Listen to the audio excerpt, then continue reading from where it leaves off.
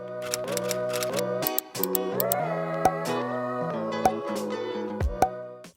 everyone! Welcome back to my channel. Today, ipapakita ko sa inyo kung paano ako maglinis ng fridge. Sa mga regular na nanonood, alam nyo na may freezer pa kaming isa sa labas. Pero hindi ko yun lilinisin. Ito lang isa na nasa loob ng bahay.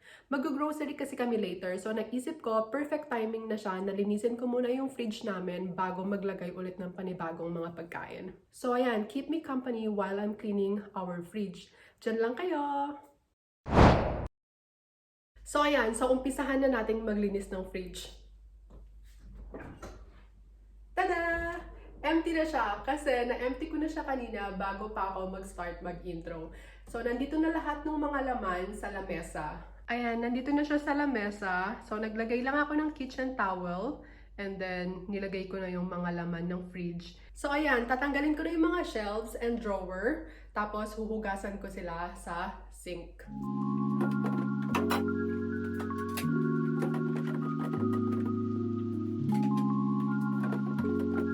Yung freezer sa baba, hindi ko pa na-empty. Nandun pa rin yung mga laman. Kasi nga, hindi ko naman tinurn off completely itong fridge.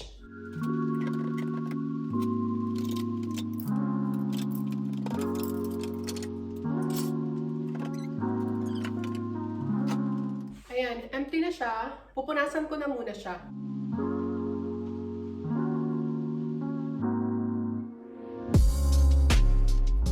Pupunasan ko ulit siya for the second time. Damp cloth yung pinangpupunas ko. And malinis na cloth na lang. Wala nang cleaner.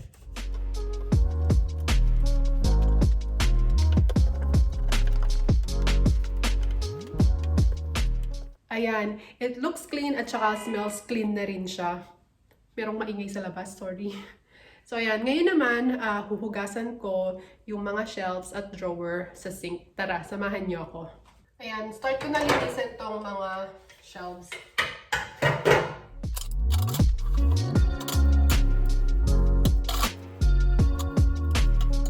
May mga nag-a-ask pala ng house tour, pero pasensya na. Hindi ko mabibigay yon for privacy reason na rin kasi. And ayun, kaya sana maintindihan nyo. Keep on watching na lang kasi sa mga vlogs ko naman, pinapakita ko rin tong bahay namin. Yun nga lang, hindi detailed kapag katulad ng house tour. Pero at least nakita nyo pa rin. Hindi ako nag-gloves kapag naghuhugas ng mga hugasin dito sa sink. Minsan lang din naman ako maghugas dito.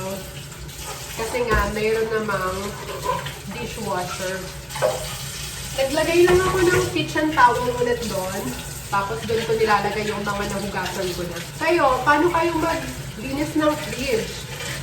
I don't know kung tama ba itong ginagawa ko or kung may mali ba. Pero ayan, ganyan ko lang nililinis yung fridge namin every time. Okay, ngayon naman, itong drawer.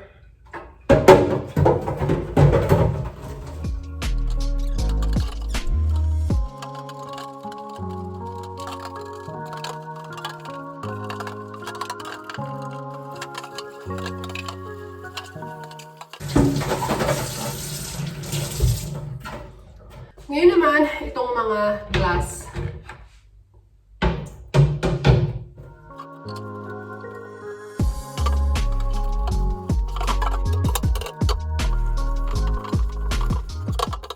Gusto mag-dinner later ni Damir sa labas, sa city center. Kaso sabi ko mag-grocery kasi kami. Sabi ko bukas na lang or sa Sunday. Mag-grocery na lang kami later. Kasi for sure, mapapagod din kami after grocery. Tapos ako, after grocery, ako pa yung magliligpit ng mga gin-grocery namin. So, sabi ko, wag na lang tonight.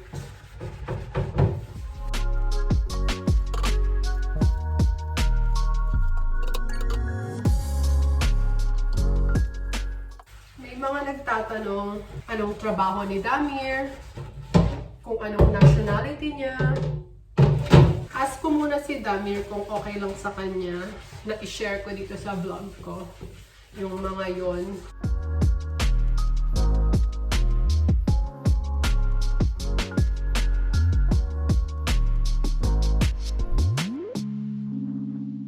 Tapos na! Ngayon naman, pupunasan ko na siya. Yan, kumuha lang ako ng kitchen towel para pupunas ko dito sa mga to.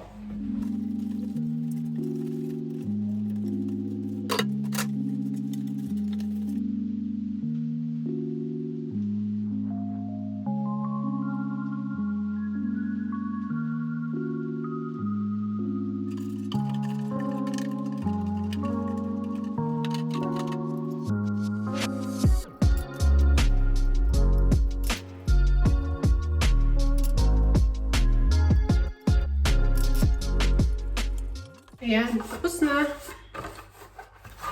Ngayon naman, ilalagay ko na siya sa fridge.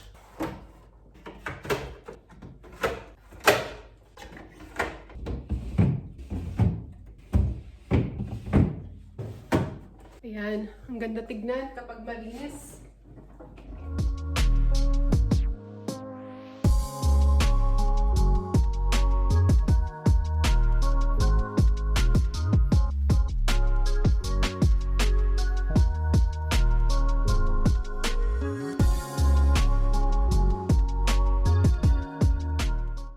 Ganun ako maglinis ng fridge. Yung mismong loob ng fridge, ini-sprayan ko lang din siya ng surface cleaner. Tapos, ini-scrub ko.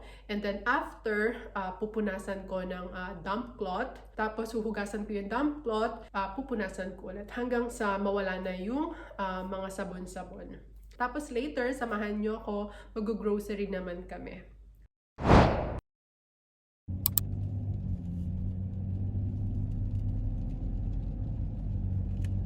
Hindi ko na kayo sinama sa shop kasi maraming tao and medyo nagmamadali rin kami kasi merong phone call si Damir ng 5 o'clock. So, mabilis lang kami namili. So, ipapakita ko sa inyo yung mga pinamili namin. Medyo marami yung pinamili namin ngayon compare sa regular na pinamili namin. So, dito muna sa mga fruits. So, we have 2 black grapes, dalawang blueberries, dalawang cherries, and then dalawang raspberries. Tapos 2 kinds of tomatoes. And then salmon, dalawang ham, pigs in a blanket. So basically sausage tapos wrap sa bacon. And then beef chunks and minced beef. Tapos, tin cut beef steak. Tapos, dalawang rib eye steak. Dalawang pork belly. Chicken wings.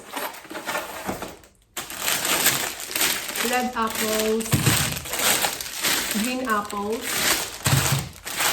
Another red apples. Bread. Banana. Oranges, dalawang Pringles. Usually, hindi kami bumibili nito, pero ayan, this time bumili kami. Tapos, tissues, mozzarella cheese, dalawang Parmesan cheese, chilies, dalawang chilies, lettuce, dalawang eggs, mixed salad, stuffed peppers, watermelon, potatoes, dalawang crisp ni Damir, surface cleaner. Kasi diba yung sa last vlog ko, naubos na. So ayan, bumili na ako ng bago. Lenor softener, dalawang toothpaste,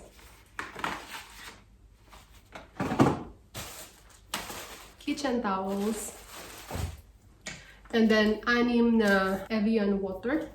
Tapos, Olive oil, kasi yung olive oil na binili namin last time, masyado siyang maganda para lang ipangluto. So usually ito yung pinapangluto ko. So yun, pwede siyang ipanglagay kasi sa salad or sa something pang dip ng mga bread, ganun. Kaya bumili na lang ako ng isa pang pangluto. Tapos ketchup, bolognese sauce, Kinder, para kay Damir, Häagen-Dazs ice cream. 5 to, yung 4 nasa freezer na. Tapos, ravioli and tortellini. This one is carbonara and then this one is spinach and ricotta. Tapos, 3 rice. And then, 2 milk, 2 double cream, 2 pasta, penne pasta, tapos 2 pasta ulit, but this time is this yung fusilli, tapos tortilla wrap, dark chocolate chips,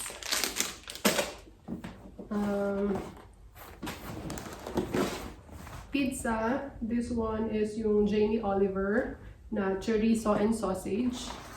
Tapos itong 2, ito yung lagi namin binibili, mas gusto namin. Restaurante, isang pepperoni and salami, and then isang mozzarella. And then bumili lang ako nitong 2 Thai red curry and then Thai green curry paste. Tapos tuna, 2 tomato sauce, peaches, vanilla extract, 4 na Coke, flour, 3 or 4 na mackerel, and then I have here broccoli, aubergine, garlic, spring onion, 2, cucumber, 2 rin. Tapos yung nabili kong flour, ito lang, tulips, color violet. Tapos bumili rin ako ng peeler, kasi yung peeler namin sira na. So ayan, bumili ako. And then lastly is itong toilet rolls. So ayun lang. Lahat to is, I forgot. Hindi ko alam kung nasaan yung receipt. Ilalagay ko na siya sa fridge. Tapos yung iba sa freezer sa labas.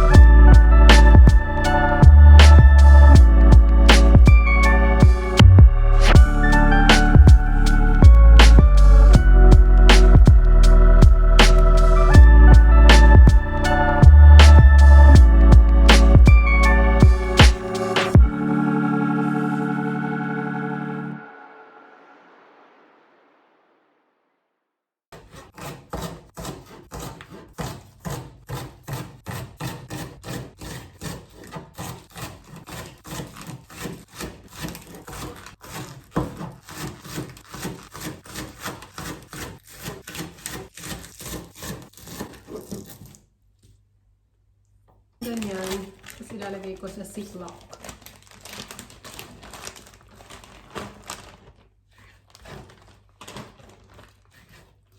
Kapag hindi ko kasi siya ginanito, mabilis siyang masira. Nasasayang lang. So ayan, kaya naisipan ko na lang na hiwain na sila, tapos ilagay sa freezer. Tatapusin ko lang tong lahat. Ayan, na-chop ko na siya lahat. So, ilalagay ko na siya ngayon sa freezer.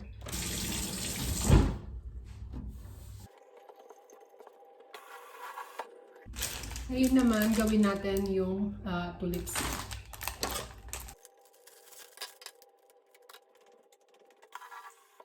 Tulips lang yung binili ko this time kasi hindi ako maka-decide kung anong bulaklak yung gusto ko.